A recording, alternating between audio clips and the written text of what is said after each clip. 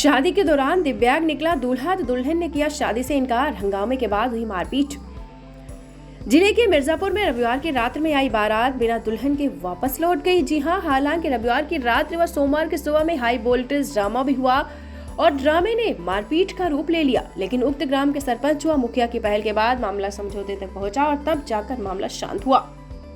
इसके बाद दूल्हे पक्ष के लोग वापस लौट गए। यह घटना पूरे क्षेत्र में चर्चा का विषय बनी हुई है। इस संबंध में बताया जाता है कि मिर्जापुर में शिवालक शाह की पुत्री की बारात रविवार को कोपा थाना क्षेत्र के पतीला निवासी मोतीलाल शाह के यहां से आई हुई थी। द्वार पूजा के बाद जब जयमाला का कार्यक्रम शुरू हुआ, उसी समय महिलाओं को दूल्हे के दिव्यांग होने का अंदेशा हुआ। उसके बाद कन्या निरीक्षण भी वैदिक मंत्रोच्चार के बीच संपन्न हुआ। विवाह करने के लिए जब दूल्हा मंडप में पहुंचा तो महिलाओं ने दूल्हे को बाएं हाथ से दिव्यांग पाया।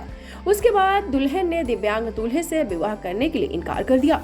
वहीं वर पक्ष पर दूसरे को बदलने का आरोप भी लगाया गया है। इस बात को लेकर सोमवार की सुबह घंटों हंगामा हुआ। अंत में मामला पुलिस तक पहुंचा। दुल्हन के स्वजन खर्च किए गए रुपए की मांग को लेकर दूल्हे पक्ष के लोगों को बैठा कर रखा गया। बाद में पुलिस मौके पर पहुंची, तब भी कोई सुनवाई नहीं हुई और मामला मारपीट तक पहुंच गया। मारपीट में दूल्हे पक्ष के एक व्यक्ति घायल हो गए। इस दीक्षांत एडुटेक लाया है दीक्षांत ई लर्निंग ऐप। बने दीक्षांत का चैनल पार्टनर और अर्न करें लाखों रुपए प्रति महीने। चैनल पार्टनर बनने के लिए विजिट करें www.dikshans.com। दौरान दोनों पक्ष के मुखिया व सरपंच मौके पर पहुंचे व पंचायत के माध्यम से समझौता कराया गया। उसके बाद दूल्हे पक्ष के लोग बिना दुल्हन के ही बारात वापस लेके चले गए।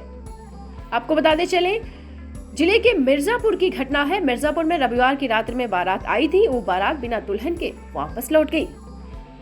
जी हां, जिले के मिर्जापुर में रविवार की रात आई बारात बिना दुल्हन के वापस लौट गई। रविवार की रात व सोमवार की सुबह में हाई वोल्टेज ड्रामा मारपीट में तब्दील हो गया। ग्राम के सरपंच व मुखिया की पहल के बाद समझौते को शांत कराया गया।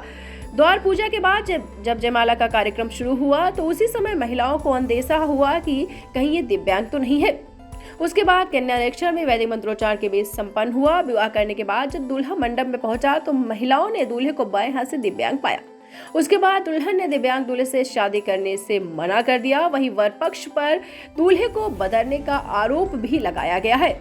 वर पक्ष का कहना है कि जब दिखाई हुई थी तब कोई दूसरा दिखाया गया था। उसके बाद जब बारात आई है तो दूल्हा बदल दिया गया है।